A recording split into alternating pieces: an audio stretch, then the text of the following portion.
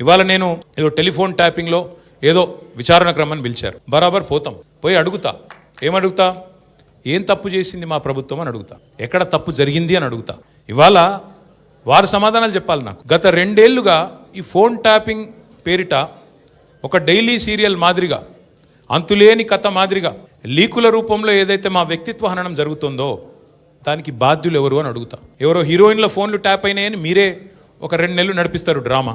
Police వాళ్ళు, Congress party వాళ్ళు మీరే లీకులు ఇస్తారు, మీరే రాయిస్తారు, మీరే మళ్ళీ మీదికెళ్ళి మా వ్యక్తిత్వ హననం చేసే ప్రయత్నం చేస్తారు. ఇక వీళ్ళని బెదిరించిందట, వాళ్ళని బెదిరించిందట అని మీరే రాపిస్తారు 2 నెలలు.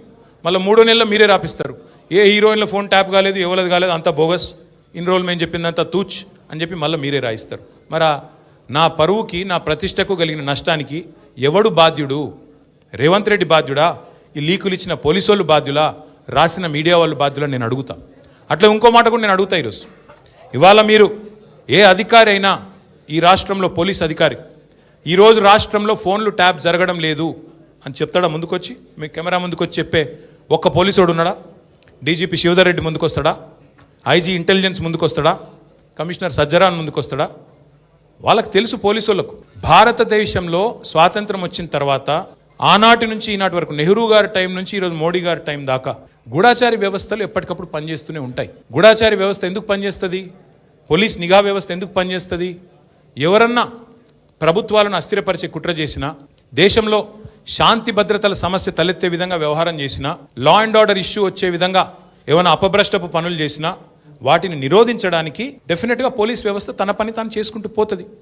2015లో మన తెలంగాణ రాష్ట్రం ఏర్పడ్డ తొలినాళ్లలో మా ఎమ్మెల్యే గారిని ఒకరిని కొనడానికి ఒక దొంగ 50 లక్షల రూపాయల బ్యాగ్తో వచ్చి దొరికిండు.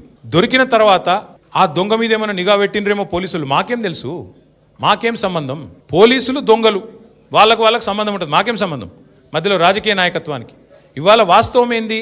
2015లో ఏ దొంగనైతే దొరికిండో 50 లక్షల రూపాయలతో అడ్డంగా రాష్ట్రం మొత్తం చూస్తుండగా ఆ దొంగ ముఖ్యమంత్రి అయి కూర్చున్నాడు. ఆ దొంగకి ఏమనిపిస్తున్నది? మిగతా వాళ్ళు కూడా నా లెక్కనే రాజకీయ నాయకులందరూ దొంగ పనులు చేస్తారు, మిగతా వాళ్ళు కూడా నాలాగానే బురద అంటియాలి, వాళ్ళను బదనాం చేయాలి. అందుకే ఏం చేస్తున్నాడు? విచారణ పేరిట ఆదేశాలు జారీ చేస్తూ ఉన్నాడు.